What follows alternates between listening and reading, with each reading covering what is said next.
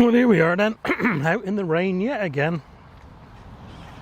And today I want to do a tomato and chilli, or tomato and pepper update for you. So I'm at the plot at the moment in the rain, as I said. And here we have, on bed 3, some spaghetti chilli spaghetti. They're not overly hot, but they're growing outside pretty well. And just a bit further down in pots. Crikey, that pumpkin's grown a bit overnight. I digress. Where are we? They're hiding behind there, that's why I can't see them. Another chilli spaghetti in there. And one of Terry King's large. They're not going to be very large, but you know, nice green peppers. And the tomatoes. Now, embarrassingly, I can't remember what these 3 are here. I think they might be Crimson Crush. But I'll let you know when I get home anyway. I'll put a little flyer at the top there, as usual. I've stopped picking these off because I don't want them to go much higher because it gets very windy up here. So I want these, even though they're indeterminate, I want them to be more like bush tomatoes. So I'll be cutting these off in a day or so. Right then, so a quick look round before I go home. It's getting wet. Okay then, out the front of the house now. Look at the rest of the chilies. There is Hungarian hot wax. Loads of fruit on that one. So we're picking some of those soon. And just behind there, in that big jungle, there's 6 pots of chilies, only 5 different types. And they are being looked after by the Easy to Grow system, which is basically a tank of water with nutrients in it. If I could just lift the lid up. There we are. Oh, I'm going to cut that leaf. There's my dipstick. And the pots, they sort of sit on top of a reservoir. Each reservoir is controlled by a valve, and it basically just floods and drains the coir and clay ball planting media. There we are then. So, what we got here? This is cayenne, growing very nicely and fruiting well as well. Excuse me. And the front here we have number 14, which is flopping over a bit, but has fruits on it. Quite a few fruits and more flowers, which is encouraging. 14 is Anaheim. Just behind that, I believe, it's hard to get in here now, is number 13. What are we doing with that one? Yeah, flowers, but not much fruit. 13 is a long red Marconi. So I just nip round the other side, see the rest. And here we have some beaver dam and onivech. I think the beaver dam on the other side actually, but anyway, look at that lot, loads of them. I'm going to have to go and see if that's ready to pick. I can't remember if they changed colour anymore. But yeah, doing very well. There's a better look at the cayenne. I mean, this white wall really helps. These are all, as you know, chilies are basically indoor plants, or you know, greenhouse plants.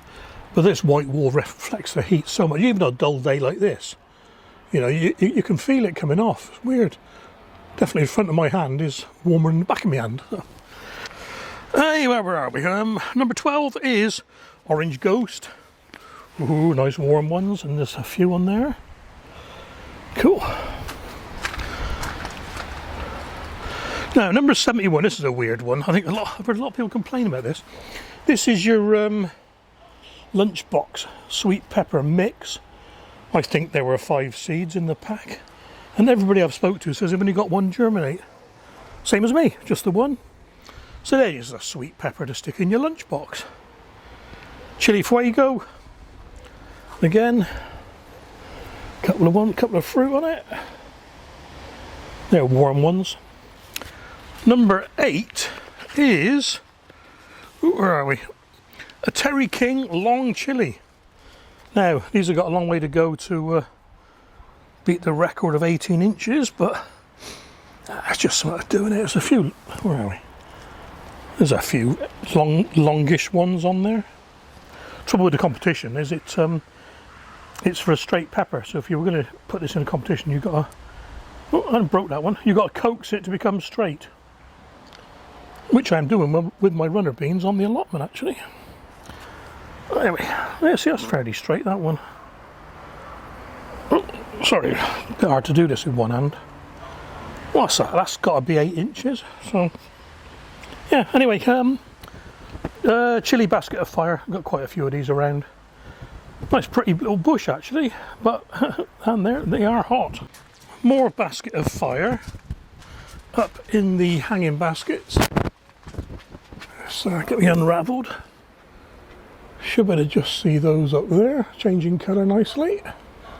Already picked quite a few of these, and there's one in the middle of that lot somewhere. I probably won't be planting nasturtiums again next year in with the tomatoes in the hanging baskets. They take up quite a lot of water. Right, a couple more to go out the front. In this longish planter, we got two chilli Apache, and they look like they are fruiting very well. And I saw some red ones earlier, and there we are. Yeah.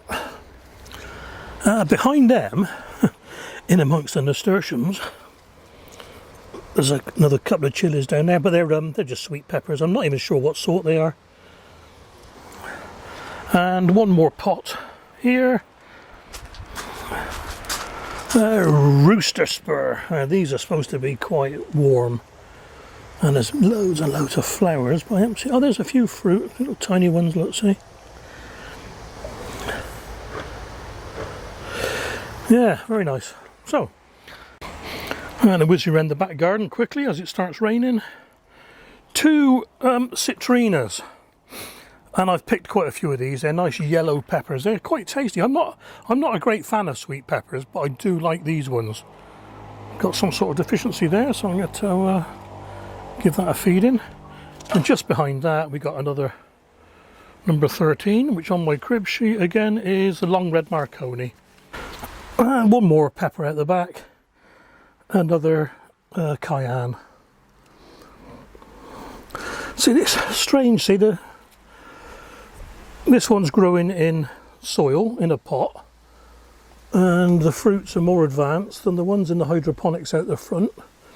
The ones out the front are sat in the heat, sat in the sun. This one's sat in shade for half the day. So we'll see at the end.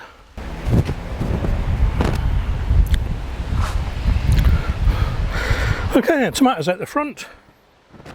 We have here 2 Rose de Burn, and then 2 Orange Queen, and there we have 2 Amish paste.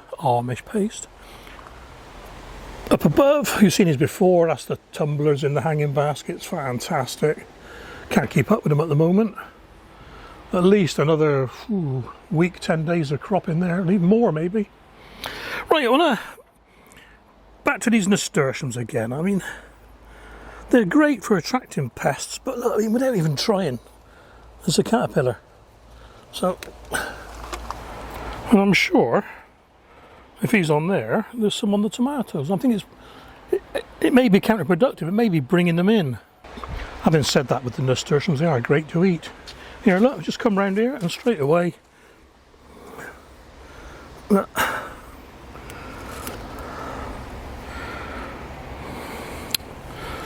Yeah. Where are we? We're the other side of the tomatoes we've just seen now. And the last 2, these 2 here, are Crimson Crush. Doing very well.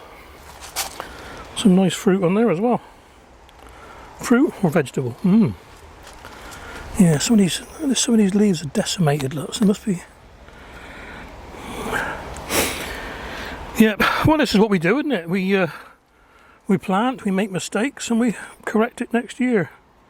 See, a little tiny green one on there. Green ones are bad because they could well be the tomato moth. Yeah. So step back a bit and have a look.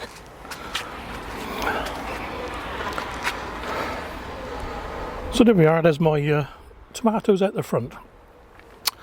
And these ones are being grown in quad grows, 2 quad grows, one going that way and one going that way. And basically water tank, pots filled with, again, coir and clay balls sit on top. They got a wicking mat inside which goes into the tank below, which is, if we can find it, oh, we are down there somewhere, full of water and nutrients. But what I've done, I've enhanced it by putting a pump in the tank and solar panels. So when it's sunny, the pump kicks in and these little drippers drip into the planting media. I've been like that for, I've had these for about, I've had the quad grows for 4 years and I converted them to solar 3 years ago. Very, very good. Look at the size of that one's a nice one. And that's an orange queen, I'm sure of it. Right then, back garden. Okay, we got some lovely tomato Roma. Loads growing on there, happy with that. And then we got the Amish paste, which is growing at a lovely jaunty angle and is now tied to the roof strut because I can't get it in. The plant is taller than the greenhouse. Look at the angle of that. And I'm not holding the camera at a funny angle. I've got to keep the pot watered as a counterbalance weight. Oh, in the bottom of the pot there, basil emerald tower, fantastic. Lovely basil, nice and tall, easy to reach, and I'm getting wet on my back. Here's that funny shoot I told you about the other day with the flowers and the green growing off it. Right, I'm going to force my way in amongst the triffids. Yeah, in the back there, another Amish paste. That does need side suckering, side shooting, and aroma there. So I'll leave the door open a bit, get some of these. I'll give them a quick buzz in last night, but yeah. Twin pot system, as you can see. Middle pot for feeding, outside pot for watering. Seems to work. It's a bit like the plant halos and the tomato halos you can buy, but a bit cheaper. Right, I think that's about it.